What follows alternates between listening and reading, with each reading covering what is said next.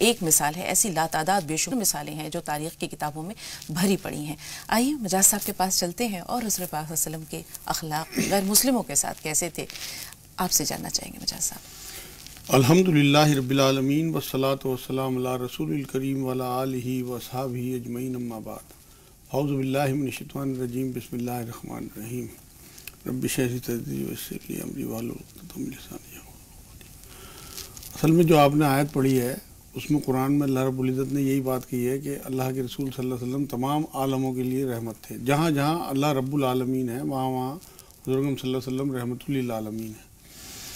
تو میں شروعات کرتا ہوں، سورہ ممتحنہ ہے قرآن میں، ایک 28ویں پارے میں شروع میں 60 نمبر سورت ہے، اس کی 8 نمبر آیت میں اللہ رب العزت نے یہ بات کہی ہے کہ جن لوگوں نے دین کے بارے میں تم سے لڑائی نہیں لڑی، جن غیر مسلموں نے، اور تمہیں جلا وطن نہیں کیا، ان کے ساتھ بھلا سلوک، احسان اور بھلے برتاؤ سے اللہ تمہیں نہیں روکتا۔ ہمارے ہاں جو معاشرے میں ہر حال میں مخالفت کی بات کی جاتی ہے، وہ لوگ اس آیت پہ دھیان دیں۔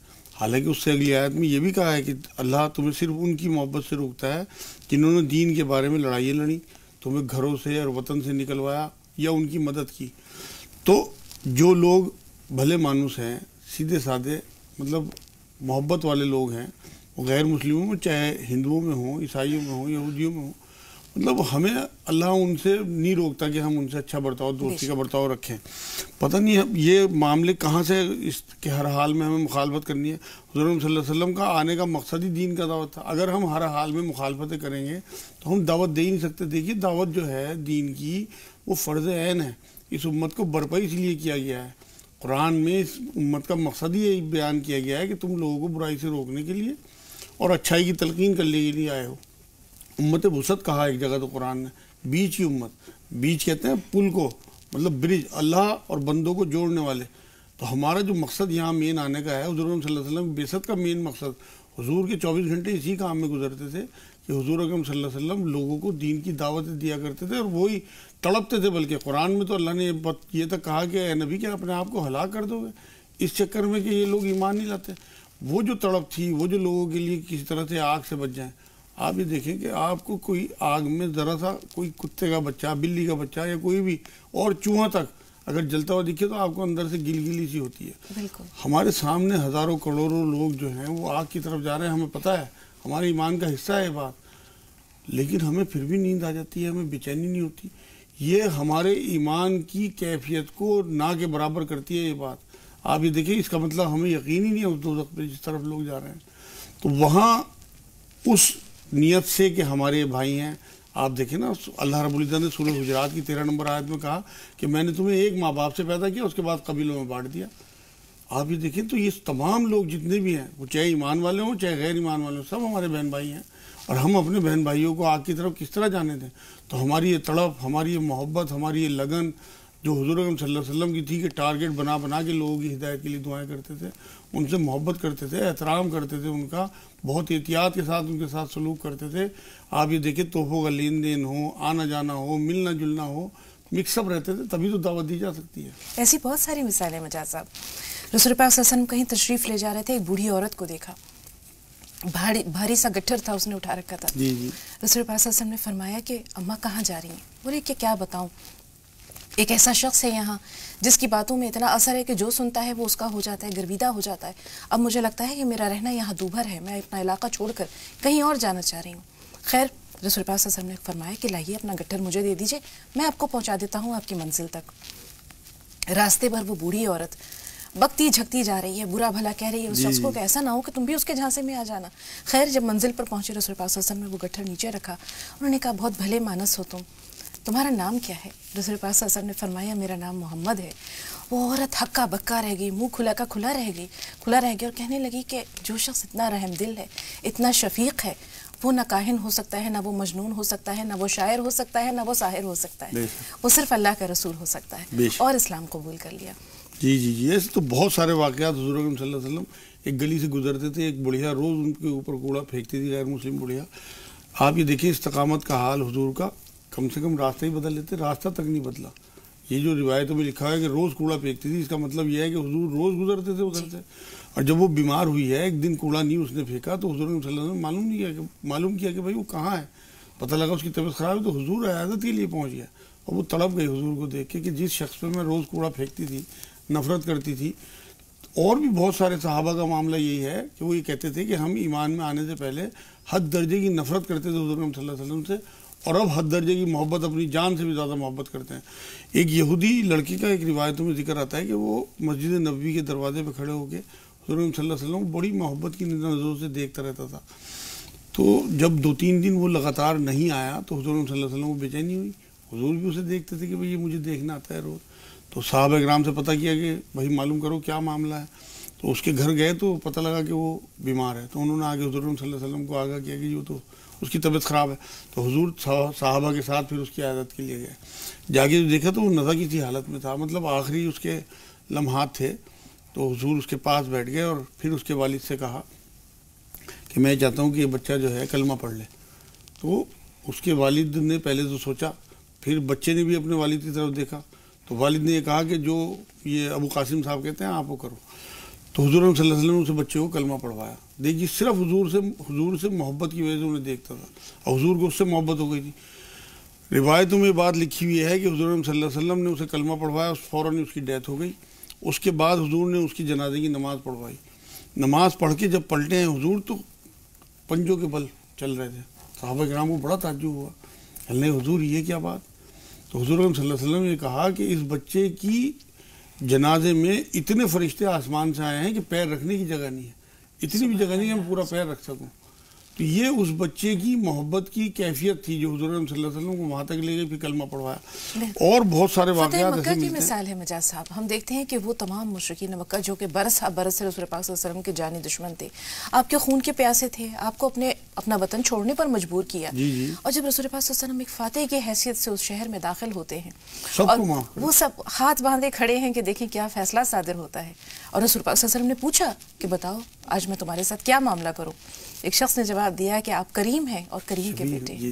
تو رسول پاک صلی اللہ علیہ وسلم نے فرمایا وہی جواب دیتا ہوں جو یوسف علیہ السلام نے اپنے بھائیوں سے کہا تھا، لا تثریب علیکم اليوم. حالانکہ اس ٹائم صحابہ اکرام کا حال یہ تھا کہ وہ یہ گھستے ہوئے مکے میں یہ بات کہہ رہے تھے کہ آج فتح کا دن ہے، آج بدلے کا دن ہے.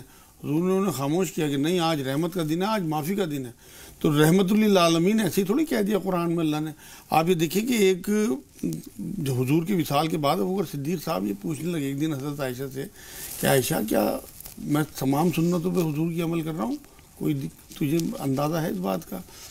تو حضرت عائشہ رضی اللہ تعالیٰ عنہ نے یہ بات کہی. حالانکہ روایت کچھ ضعیف سی لگتی ہے لیکن ہے یہ میں اس لیے سنا رہا ہوں کہ لوگوں کو پتہ لگے غیر مسلموں کے ساتھ کیسا رویہ تھا حضور کا. تو عائشہ رضی اللہ تعالیٰ عنہ نے یہ بات کہی کہ ابا حضور ویسے تو آپ ساری سنتوں پہ عمل کرتے ہیں لیکن حضور مجھ سے کبھی کبھی حلوہ بنوا کے اس سائیڈ پہ جاتے تھے.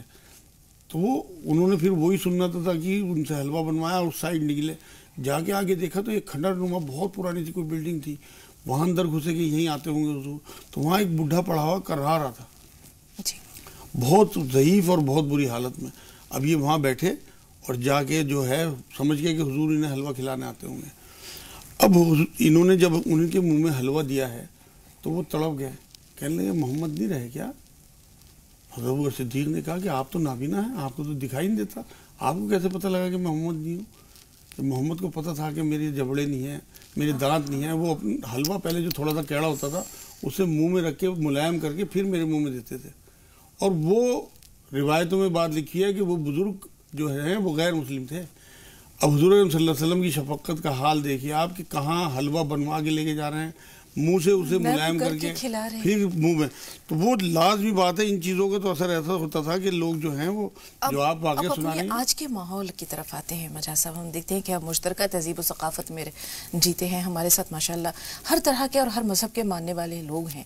تو اسلام کا جو پیغام ہے، درس انسانیت ہے، وہ کس طرح ان لوگوں تک پہنچے، کس طرح ان کے ساتھ رویہ ہو. جس طرح ہم ملتے ہیں، محبت سے ایک دوسرے کو دیکھتے ہیں، سلام کرنے کا یا ایک دوسرے سے ملنے کے وقت ہماری زبان پہ کیا کلمات ہونے چاہیے، کس طرح ان کا خیر سلام دیجیے. حضور نے دیکھو اصل میں ہمیں حدیثوں پہ نظر رکھنی چاہیے. حضور صلی اللہ علیہ وسلم نے یہ بات کہی ہے کہ لوگوں سلام کو عام کرو اور بھوکوں کو کھانا کھلاؤ، تم آسانی سے جنت میں چلے جاؤ گے. یہ نہیں کہا انہوں نے کہ غیر مسلم یا مسلمان، کہیں تفریق نہیں کی. ایک بار فرمایا کہ تم مومن ہو ہی نہیں سکتا، مومن ہو ہی نہیں سکتا وہ شخص جس کے شر سے اس کا پڑوسی جو ہے وہ محفوظ نہ ہو. یہ نہیں فرمایا کہ مسلمان پڑوسی. ایک بار قرآن کی آیت ہے سورہ مائدہ میں 32 نمبر آیت آپ پڑھیں کہ وہاں اللہ رب العزت نے بات کہی کہ جس نے ایک انسان کو قتل کر دیا ناحق تو اس نے پوری انسانیت کو قتل کیا، اور جس نے ایک کی جان بچا لی اس نے پوری انسانیت کو بچایا۔ تو وہاں بھی غیر مسلم یا مسلم کا کوئی فرق نہیں، اگر معصوم کسی غیر مسلم کو، ہندو کو، یہودی کو، کسی کو بھی آپ مارتے ہیں تو آپ پوری انسانیت کے قاتل گنے جائیں گے اللہ کے ہاں۔ یہ وہ مثالیں ہیں۔ اب آپ پڑوسی کے اس میں آ جائیں، کوئی گھر کا پڑوسی تھوڑی، آپ کی دکان کا پڑوسی ہو، آپ کے گودام کا پڑوسی ہو، آپ کی ریل کا پڑوسی ہو، آپ کی بس کا پڑوسی ہو، آپ کے نیٹ پہ بیٹھنے کا فیس بک کا پڑوسی ہو، ان سب کا احترام بہت ضروری ہے۔ ہمارے جو ملک ہیں ان کے بھی پڑوسی ہیں۔ اب جیسے ہمارا پڑوسی ملک پاکستان ہے، پاکستان کے پڑوسی ملک ہم ہیں، انہیں بھی ایک دوسرے کا احترام چاہیے۔ حضور صلی اللہ علیہ وسلم کی ان حدیثوں کے حساب سے یہ لازم آتی ہے بات کہ ہمیں ایک دوسرے کے پڑوسیوں کا احترام کرنا ہے۔ رسول پاک صلی اللہ علیہ وسلم نے بھی جب سفارتی تعلقات استوار کیے تو تحفے تحائف بھیجا کرتے تھے، جیسے حبشہ کا جو حکمراں تھا نجاشی، اس کے ساتھ بہت اچھا سلوک ہوا تھا، ان کے ساتھ تحفے تحائف یا جو سفارتی تعلقات تھے کم از کم وہ بہت اچھے احترام والے تھے۔ ہم دیکھتے ہیں کہ آج ہمارے یہاں جو اکثر سوالات آتے ہیں کہ ہم ان کے ہاں کھانا کھا سکتے ہیں یا وہ ہمیں کھانا بھجوا سکتے ہیں تو کیا وہ ہم کھا سکتے ہیں، بہت سارے اس طرح کے سوالات ہوتے ہیں، دلوں میں سوالات لوگوں کے اٹھتے ہیں، اس بارے میں کیا حکم؟ میں بالکل کلیئر کر دیتا ہوں۔ دیکھیے آپ نے بہت سنا ہوگا کہ حضور صلی اللہ علیہ وسلم کو ایک یہودیہ نے گوشت میں زہر دے دیا تھا، اس نے دعوت ہی تو کی تھی حضور کی، اور حضور اس کی دعوت میں گئے تھے۔ وہ چاہے اس نے دشمنی کیا ہے، اس کا مطلب حضور ان کی دعوتوں میں جاتے بھی تھے اور کھاتے بھی تھے، تو بالکل کوئی قباحت نہیں ہے۔ اگر صاف ستھرے لوگ ہیں جو دین بتاتا ہے، جس طرح سے آپ کو جن چیزوں سے روکا گیا ہے، مان لو جھٹکے کا گوشت ہے آپ نہ کھاؤ، کوئی حرام چیز ہے آپ نہ کھاؤ، لیکن جو حلال چیزیں ہیں، طیب چیزیں ہیں، اگر آپ ان سے دوری بنا کے رکھیں گے پھر آپ دین کی دعوت کیسے دے پائیں گے؟ پھر دلوں میں دوری دلوں میں دوری، محبتیں ختم ہو جائے گی۔ دوسری بات یہ ہے، دوسرا آپ تحفوں کی بات کر رہے ہیں، حضور تحفوں کے لین دین کی ترغیب دلائے گئے ہیں، کہیں مسلم غیر مسلم کا فرق نہیں کیا۔ اب جو آپ کہہ رہے ہیں کہ اس معاشرے میں ہم کس طرح بات پہنچائیں، یہ صرف اور صرف خدمت اور محبت کے جذبے سے ہو سکتا ہے کہ آپ ان کی خیر خواہی میں اس طرح سے ان کے ساتھ سلوک کریں۔ میں جو سینٹر چلاتا ہوں نا، روحانی مرکز، وہاں سینکڑوں کی تعداد میں میرے پاس غیر مسلم آتے ہیں، اور آپ یقین کرو میرے ساتھ اس طرح رویہ ہے ان کا جیسے اپنے باپ اور بھائی کے ساتھ، عورتیں ہوں یا مرد ہوں۔ میرے سے سینکڑوں لوگ ہیں اس ہندوستان کے خاندان، سینکڑوں، کہ جو میرے سے پوچھے نہ سفر کرتے ہیں، نہ میرے سے پوچھے کوئی چیز خریدتے ہیں، نہ بچوں کا رشتہ کرتے ہیں۔ لوگوں نے میرے سے ملنے کے بعد الحمدللہ شرک چھوڑ دیا۔ یہاں ایک سوال ہے مجاز صاحب کہ دلوں میں یہ جگہ آپ نے کیسے بنائی؟ یقینی طور پر خدمت خلق کا جذبہ کار فرما رہا ہوگا۔ بالکل لازمی، میں نے اپنے رسول کی زندگی پڑھی نا صلی اللہ علیہ وسلم، ان کا جذبہ دیکھا، لوگوں کے لیے ان کی تڑپ دیکھی، ٹارگٹ بنا بنا کے دعا کرتے تھے۔ ہم تو اس سنت پہ عمل ہی نہیں کرتے۔ آپ یہ دیکھیں، اپنی زندگی اٹھا کے دیکھ لیں، ہم نے کتنی بار کسی غیر مسلم کے لیے، اپنے دوست یا اپنے پڑوسی یا اپنے جاننے والے کے لیے دعا کیا۔ آپ یہ دیکھیں کہ جتنے بھی ہمارے سراؤنڈنگ میں غیر مسلم ہیں نا، ان کا حساب کتاب ہم سے ہوگا، ان کے بارے میں پوچھا جائے گا کہ آپ نے دعوت دی نہیں دی، ہم سے پورے ہندوستان کا نہیں پوچھا جائے گا۔ تو اس لیے لازمی ہے کہ آپ ان تک اللہ کا دین پہنچائیں، اللہ کا دین حق ہے۔ قرآن میں اللہ نے یہ بات کہی ہے کہ حکمت کے ساتھ احسن طریقے سے، احسن طریقہ کہتے ہیں جو سامنے والے کو اچھا لگے، اپنے آپ کو اچھا نہیں، اس طرح سے لوگوں کو دین پہنچاؤ۔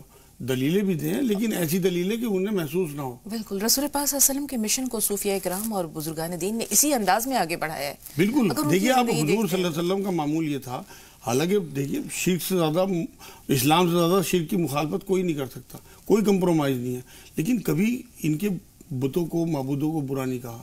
قرآن نے سورہ انعام کی 108 نمبر آیت میں یہ بات کہی ہے کہ تم ان کے خداؤں کو غلط نہ کہو ورنہ یہ تمہارے اللہ کو نادانی میں گالی دیں گے۔ آپ یہ دیکھیں کتنی احتیاط کی ہے حضور صلی اللہ علیہ وسلم نے، کبھی کسی اپنے دشمن کی بھی برائی نہیں کی، کبھی کسی سے ذاتی بدلہ نہیں لیا۔ ابو جہل اور ابو لہب کا نام آپ نے سنا ہوگا، کتنے بڑے دشمن تھے، حضور نے انہیں بھی کبھی برا نہیں کہا، کبھی لانتان نہیں کی، کبھی ان کے لیے بد دعائیں نہیں کی۔ مطلب حضور صلی اللہ علیہ وسلم تو صرف رحمت بن کے آئے تھے، اور اسی رحمت کا نتیجہ ہے کہ چند سو لوگ جو ہیں، میرے خیال 200 کچھ لوگ لکھے ہوئے ہیں روایتوں میں جو قتل ہوئے ہیں، صرف اتنے بڑے معاملے میں کہ لاکھوں لوگ ایمان میں آ گئے۔ یہ آپ معین الدین چشتی صاحب کا نام سنتے ہوں گے، انہوں نے خدمت ہی کی ہے لوگوں کی، ایک دن میں 1 لاکھ آدمی ان کے ہاتھ پہ ایمان میں آیا ہے، اور وہ صرف اور صرف خدمت اور محبت کا جذبہ، اپنا کوئی مطلب کسی قسم کی کوئی خود غرضی نہ ہو، یہ نہ ہو کہ ہماری تعداد بڑھ جائے، صرف ان کے لیے خیر خواہی کہ کسی طرح سے آگ سے بچ جائیں، ہمارے بہن بھائی ہیں۔ مطلب وہ جو جذبہ آپ کا ہوگا وہ ان کے دلوں تک پہنچے، دل کی بات دل تک پہنچتی ہے۔ اگر آپ ڈرامے باز ہیں تو آپ کی بات نہیں پہنچے گی، کچھ دن پہنچے گی پھر ختم ہو جائے گی۔ آپ یقین کریں میرے مرکز میں آپ لوگ آگے دیکھیں کبھی بھی، میں چاہتا ہوں کہ ایسے مرکز کھلیں، لوگ وہاں سے امپریشن لیں اور اس طرح کے مرکز جگہ جگہ کھولیں، لوگوں کی خدمت کریں، محبت کریں. ایسا ہو نہیں سکتا کہ ان کے لیے اثر نہ ہو ان کے. بالکل بالکل مجاز صاحب، اور واقعی شاعر نے کیا خوب کہا ہے کہ یہی ہے عبادت، یہی دین و ایمان کہ کام آئے دنیا میں انسان کے انسان. تو انسانیت کی جو پہلی منزل ہے اس کی معراج جو ہے وہ اللہ کی محبت کے ساتھ بندوں کی محبت ہے، اور پھر یہی محبت آگے بڑھتی ہے اور لوگ حلقہ بگوش اسلام ہوتے ہیں، یا کم از کم دین حق کی صداقت اور حقانیت کو پہچاننے یا سمجھنے کے لائق ہوتے ہیں. سنت بھی یہی ہے میڈم. آپ یہ دیکھیں آخری خطبے میں حضور صلی اللہ علیہ وسلم نے ایک جملہ کہا ہے کہ جو یہاں موجود ہیں لوگ وہ غیر موجود لوگوں تک پہنچا دیں. غیر موجود کون تھے؟ غیر مسلم. ان لوگوں تک بات پہنچانا ہمارے اوپر فرض ہے. میں تو لوگوں سے کہتا ہوں کہ بھائی اگر تمہاری صلاحیت نہیں ہے بولنے کی، بات کرنے کی، تمہیں ڈر لگتا ہے بات کرتے تو کم سے کم ان کی زبان میں قرآن تو انہیں دے دو. الحمدللہ میں ہزاروں کی تعداد میں لوگوں کو قرآن دے چکا. چومتے ہیں پہلی بار میں قرآن دیتا ہوں اور چوم کے اسے لیتے ہیں. حضور صلی اللہ علیہ وسلم نے جتنے بھی خط لکھے ہیں سب میں بسم اللہ شریف سے شروع کیا اور تمام اس میں قرآن کی آیتیں بھی لکھتے تھے. تو اس لیے یہ بات بھی ثابت ہو گئی کہ